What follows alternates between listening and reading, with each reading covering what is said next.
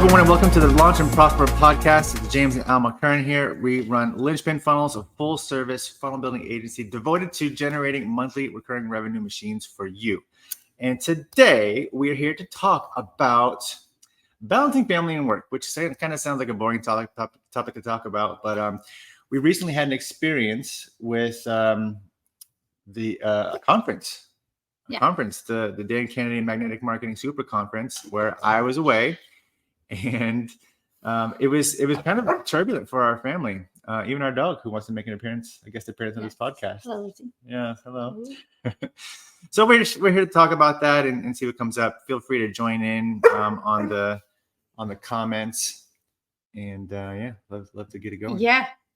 So what came up for us with this experience when you went to Dallas that we want to talk about with everyone here is how do you grow your business, whether you're starting out or have been in your business for a while now, and now you're expanding or trying to attract higher quality clients or just kind of expanding that network, right? Collaborations and partnerships with other people while your kid or kids are at home and they just don't understand that.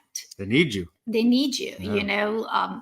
So that's really what we're going to talk about today. And as always, we are not scripted people overall. Mm-hmm. And we're when we do training on DISC assessments, and both of us are high individualistic. So do my own thing. Yeah. So even if you give us a script, we're still going to do our own thing.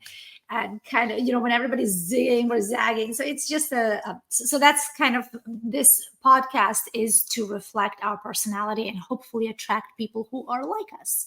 So anyway, let's dive into this whole growing your business, having to be somewhere else to grow that business for the improvement and betterment of the family while your kid or kids don't really understand why you have to be away. Yeah. Let's frame it a little bit with context. So I sort of ran into this gentleman named Parthiv Shah at Funnel Hacking Live last year. He's a big player in the space. He has multiple 2 Comma Club awards, and he's got some things figured out. And we connected and kind of hit it off. And he's like, "Okay, let's enter an arrangement, and I can help you, you help me, so everyone wins." I've got something that he wants in Linchpin, and he's got something I want in experience. So we're helping each other out. And he invited me to come to this Dan Kennedy Magnetic Marketing Super Conference. I'm like, what is this? Dan Kennedy's like old school stuff. I don't know about that. He's like, you should come. Okay, I'll come.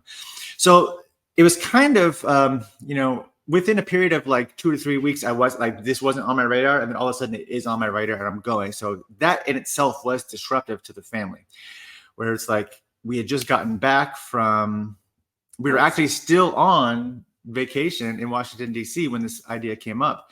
And now it's like, okay, we're going to go back after being in Boise and D.C. and Daddy's going to leave. It's like, well, we're still out and we haven't even gotten back. And now you're going to leave. And so that really tugged at our daughter's heart a little bit. It it presented its own problem from the beginning, I'd say.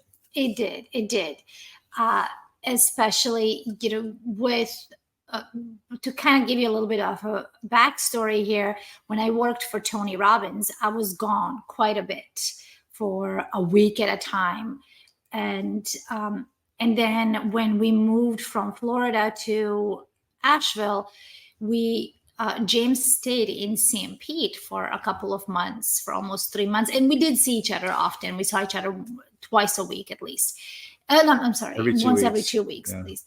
And so we did see each other, but children don't understand that. For her, this was a long period of time that the family was separated. So we believe that once we got together as a family, especially James and I work from home, we work together. When she's in school, that's pretty much the only way that we're separated. Other than that, we are a very, very tight unit. So for James to be gone for multiple days at a time, that's just really bothered her. And it was a hard time for her leading up to it. Yeah. And once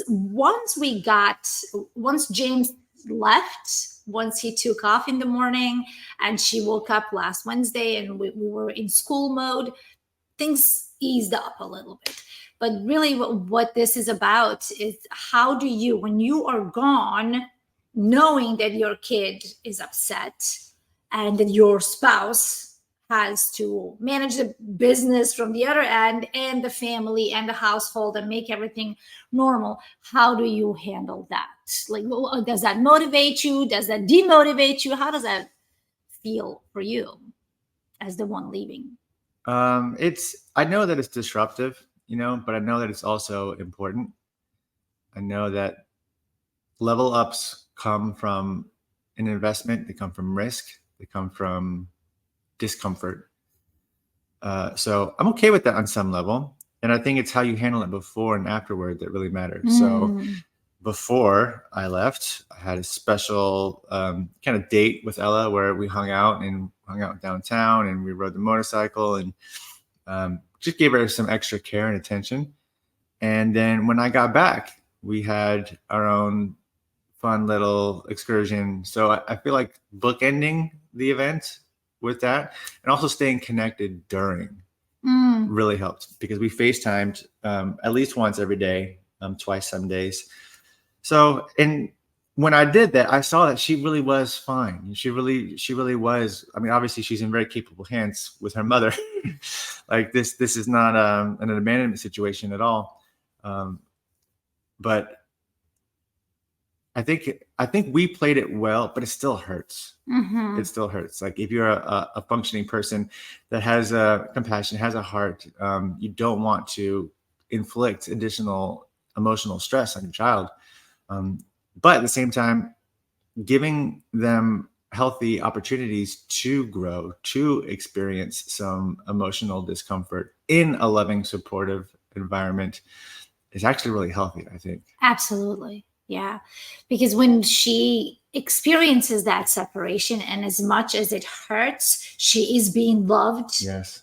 At home and validated, her emotions are being validated, and you are calling in and doing our nighttime routine because we have a pretty elaborate nighttime routine, and doing the nighttime routine via Zoom while you're still in the conference. She sees that the father can do it all, right? So I mean, for all the potential partners of our child down the road, you have some seriously big shoes to fill. For sure. Because we have heard this before where it's, I can't do it all, I can't do everything, I can't be everything to everyone at the same time, and James somehow manages to be that, to be everything to me that I need him to be everything to Ella that she needs him to be everything to our clients, and to be everything to the partners. So when this guy goes all in, he's all in, and somehow he gets to be everything at the same time for everyone who needs him.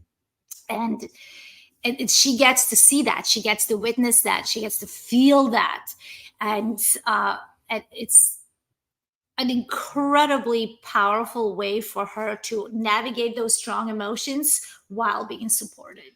That's really important because we know Alma and I have done a lot of work, both kind of independently and with trained therapists. And one of the gentlemen that we really like, his name is Gabor Mate. He focuses on trauma, and one of his sort of, I don't know whether he invented it or is popularizing it, but he's got this notion of like, it's really not the event itself, and within the context of trauma, it's not the event itself that is traumatic. It is what happens after the event, right? Are you alone to deal with it yourself? Trauma is probably going to set in, and that's going to be a thing for you in the future. There's going to be some energy locked into your body that will propel you or push you away or whatever somewhere later on until you deal with it. So knowing that, we know that like when a strong emotional experience happens, it's like, okay, we're here for you. We got it. We don't. Strong emotions are normal. Strong emotions are totally normal. Yeah, we very much validate the fact that it is normal to have strong emotions. Personally, I was not validated for having strong emotions growing up. I was like mocked and made fun of and isolated and shamed a lot. So like it was really, really tough for me growing up to kind of get to the point where I can say that strong emotions are okay. I can be the strong emotional sponge for my daughter and my wife when strong emotions come, and for myself. You know, I think it's because I can do that for myself now, which I couldn't not too long ago. That unlocks resources for my most precious and loved people on the planet, which is my wife and daughter. Yeah. And I love how you started off with the whole, it's not what happens to you, it's what happens after the event takes place. And we have also, again, James and I are big personal development people, and we really we read a lot, we listen a lot, we watch a lot, we work with the therapist, we're very much into that whole world. And we implement a lot of it, sometimes after a big bang, right? So we're not perfect. Sometimes after a big eruption, we're like, oh, we do have a tool for that, could have used it, but let's use it next time. And sometimes next time we don't use it again, but then we use it, we end up using it. And it's just this path of giving yourself grace and love and compassion, and letting yourself and your loved one know that it is okay to have big explosions in a safe, respectful environment, right? You can't just start destroying everything and say, well, that's just my trauma, right? I mean, you have to take responsibility for it and we grow. did not have that for a long time. And one of our marriage pacts is we always treat each other with respect. And if respect is not available, we respectfully walk away after agreeing upon a time to come back. Yes. So you know that I know the whole damn thing. Yeah. Well, we repeat this every night along with like 20 other lines. So they really have become mantras for us. For sure. And it's only through all that pain of not having that. It was like, fuck, we got to do something. Well, I'm writing this one down and we're going to say it every night because we want to adopt this, you know? Yeah. Yeah. And where I was going with that is, you know, I'm a big fan of Esther Perel. Not sure if you know who she is. If you don't, and you are married, you have to know who Esther Perel is. And with her, you know, she talks about how I'm going to get a little sexual now, but with her, you know, foreplay begins after the orgasm ends, right? So I use those strong words because I mean, I think we're all adults here, but it is how we treat each other in between our togetherness. And I use that as a metaphor for everything, right? It's like the entire journey, the in-betweens, just like with eruptions, with negative things. It's okay to have a negative experience with your partner or even with your kid. You know, they're not too long ago, I told Ellen, like, man, mommy did not do a good job today. Let's just crash today and start over, you know? I love that. Being able to do that and own your own shit and be like, hey, babe, I fucked up is such a strong move. And same with each other, right? Between our separations, it's how we treat each other between our separations, between those eruptions. And this is something that we learned. It would be great if I could say 10 years ago, but we've been together for 23 years. Yep. So, I mean, we've been together longer than we haven't been together. Yep. Right. So so this was a recent thing for us.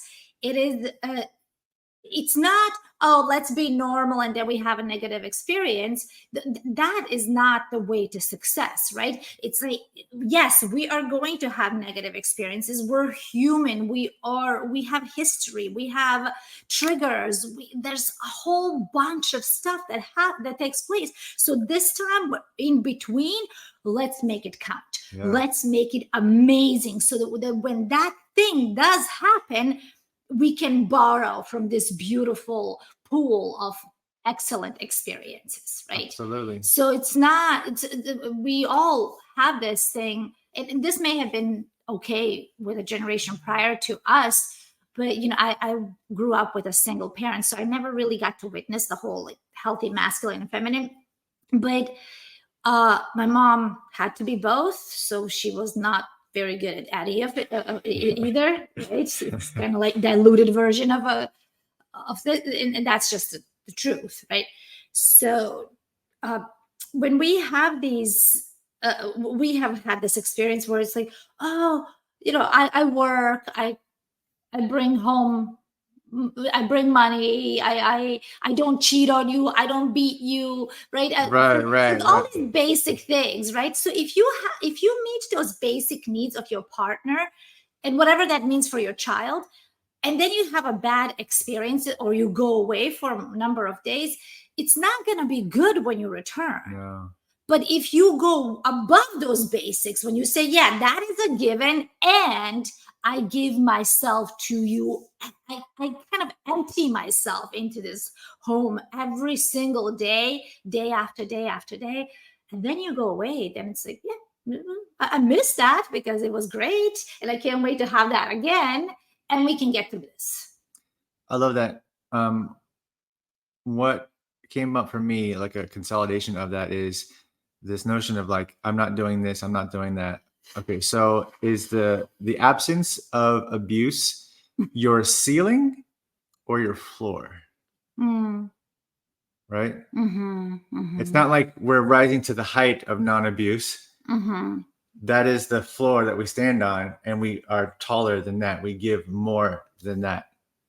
And frankly, I wasn't here our whole relationship. It was because let's get vulnerable, because I didn't love myself nearly as much as I do now, and because I didn't respect myself. It was just like, well, I'm not doing these things that I could be doing. Like it's other men do. It's fucking chaos in here. Yeah, other people do it. Like you're freaking lucky, actually.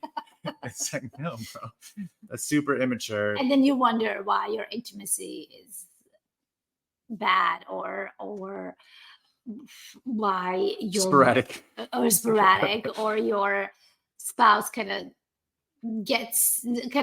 fights you on everything. Yeah. And so these are some of the things that we had to overcome, and that's why kind of like even today in today's podcast, again, unscripted, 100%, we wanted to bring this and share this with you. Maybe you're experiencing something similar, maybe you're going through a tough time. If you are, please DM us or share here if you feel like being vulnerable. There's a lot of likes on this. Yeah.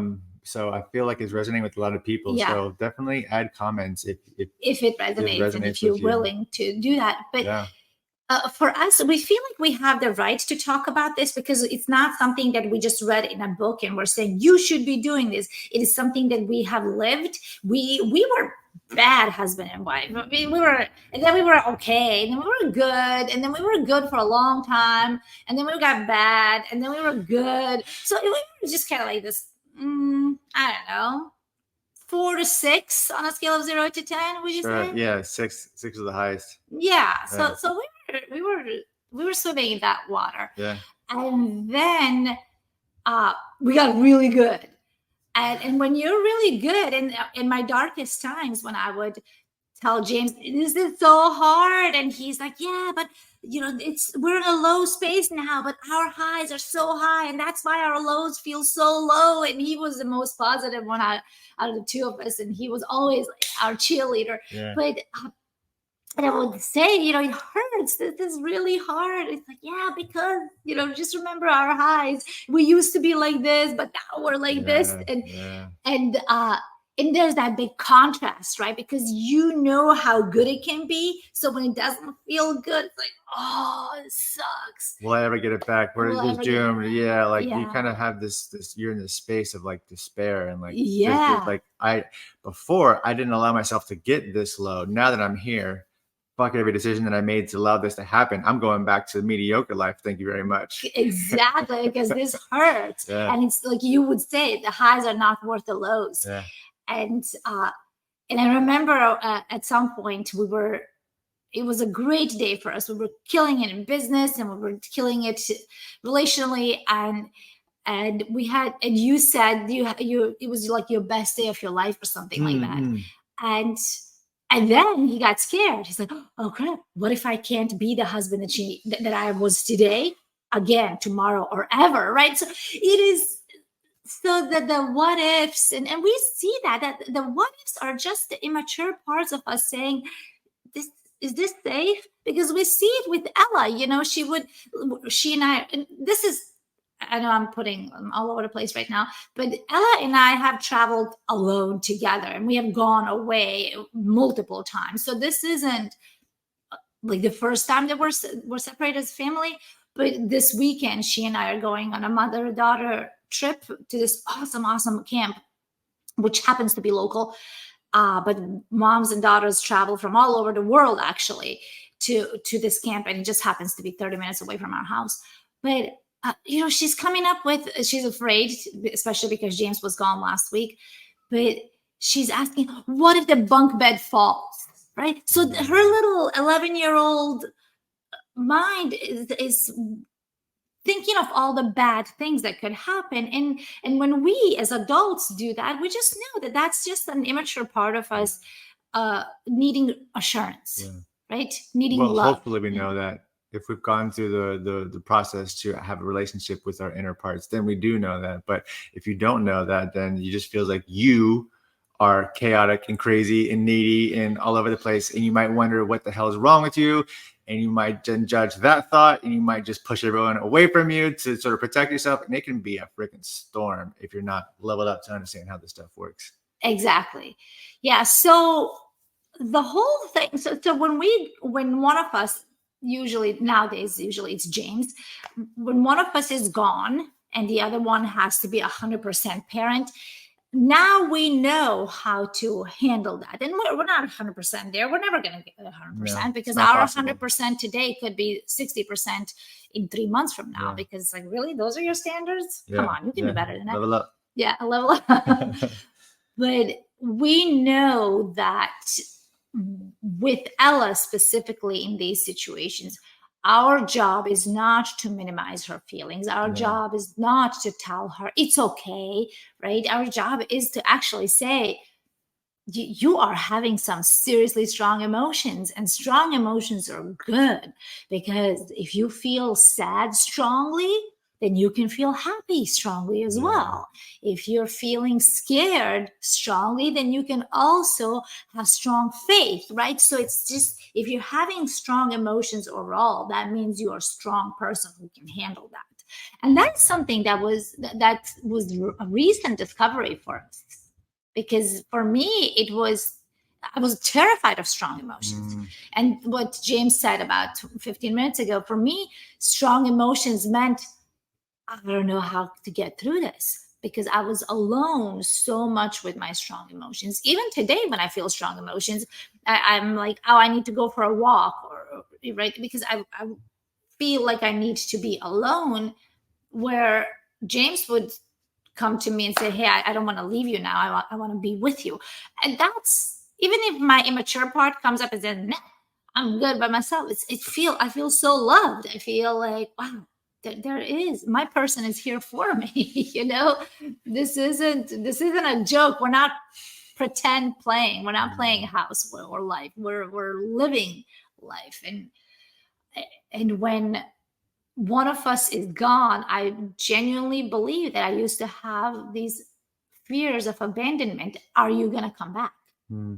Right? When you would be gone, I would be like, is he coming back? Is there something that's going to keep him away from us? And I can only imagine that that's what children fear. Is my mom coming back? Is my dad coming back? And those questions are serious questions for children. So it is our job to ensure them and reassure them over and over again, no matter what. And to let them know that, dad is just gone doing business and he's coming back stronger than he left. Yeah, the truth is, the reuniting is always so exciting and fun filled and spectacular that it makes it worth it. It does. It's good too. But for us, Asheville Airport is a small airport, and I don't think Asheville knows how to do anything but hike and start new small business. It's a beautiful place. You got to visit. But even the airport, James landed, and they couldn't. They couldn't get the jetway, like the ramp.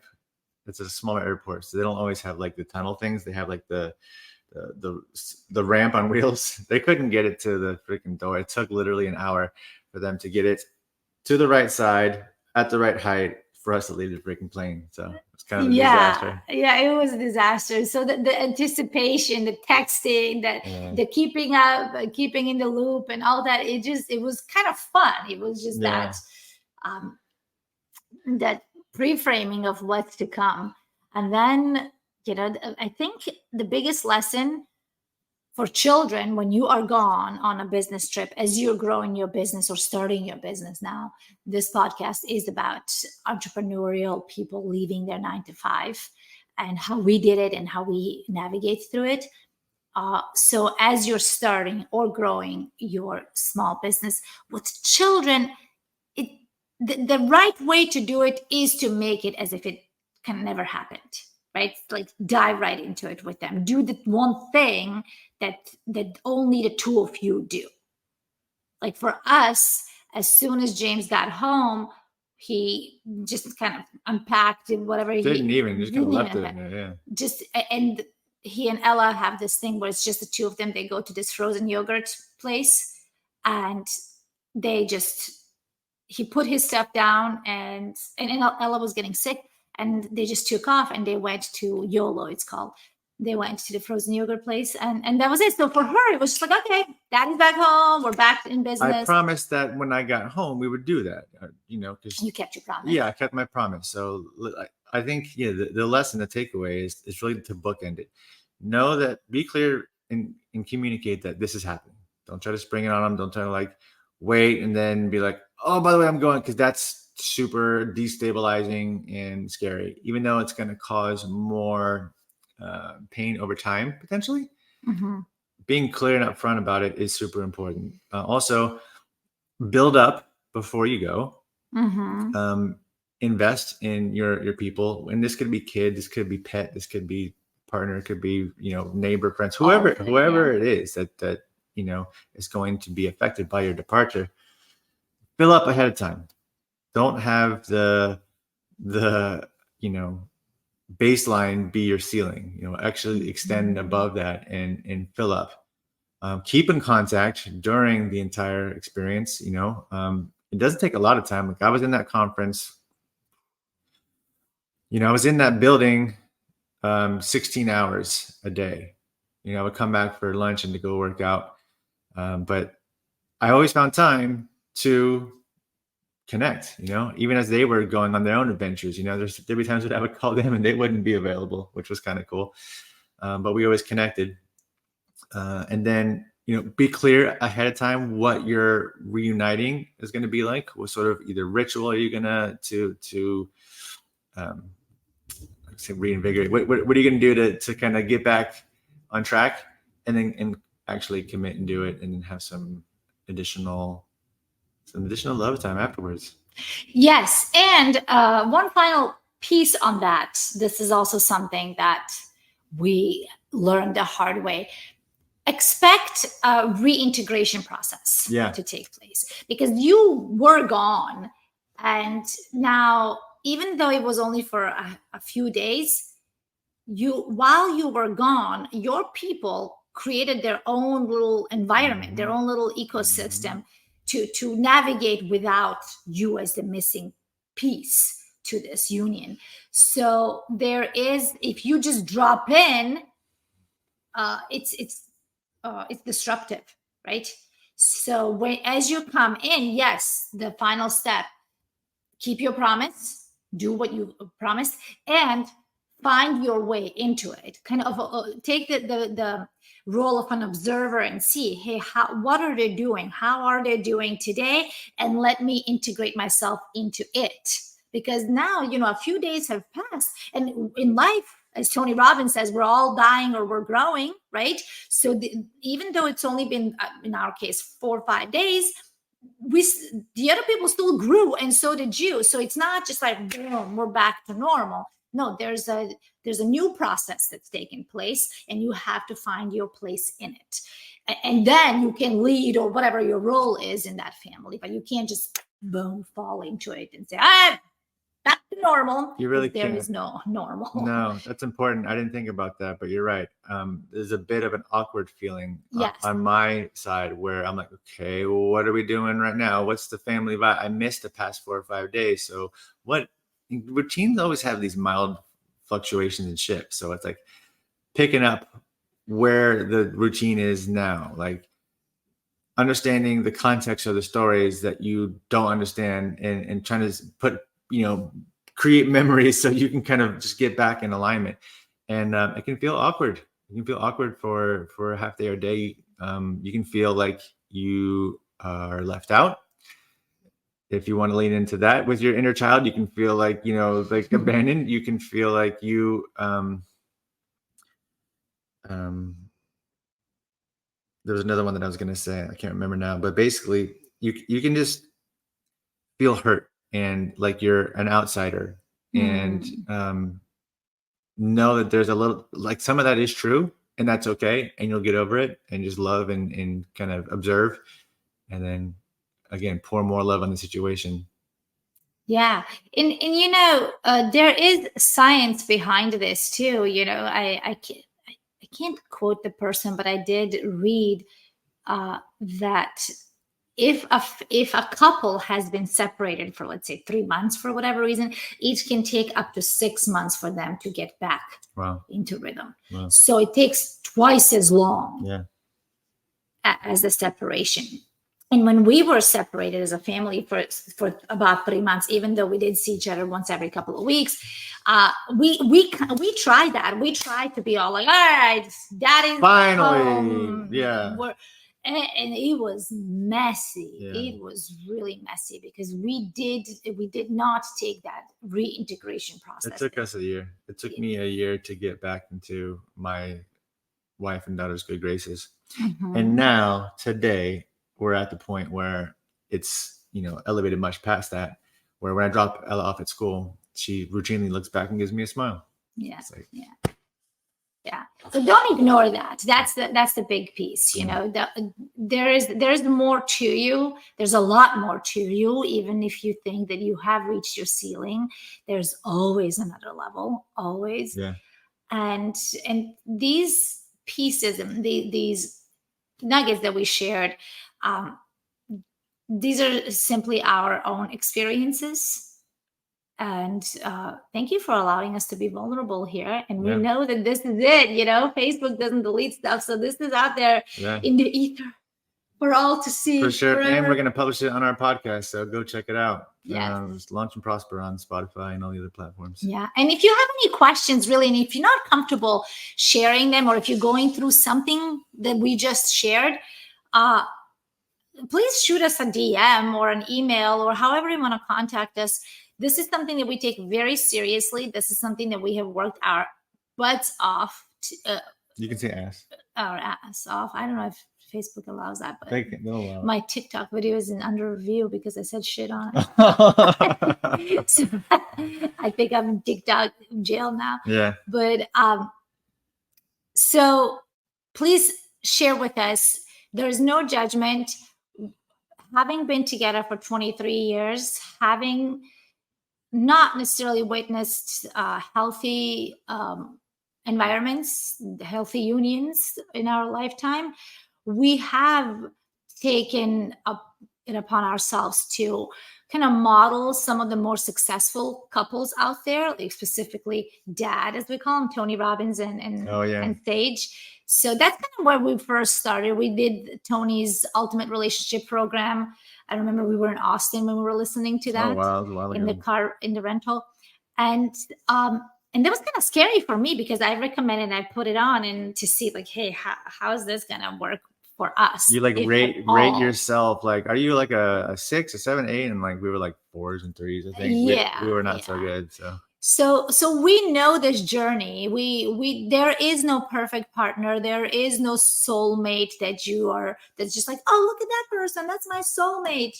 If you grew up in a healthy environment, and you meet somebody who also was raised in a similar environment, and you're like, yeah, we're great match. Boom. That's awesome. No baggage, no stuff to get in the way. Exactly. Yeah. But in our case, we had to create our soulmates.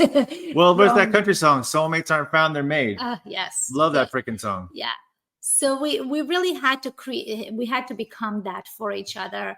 because we were worth it, and our little family was absolutely worth it. Oh, yeah. And so is yours. So go Exactly. kick ass. And this is our base. And wherever you are now, know that if you're the best place possible, know that this is your base. There is another level. Only up from there. Yeah, same for us. All right.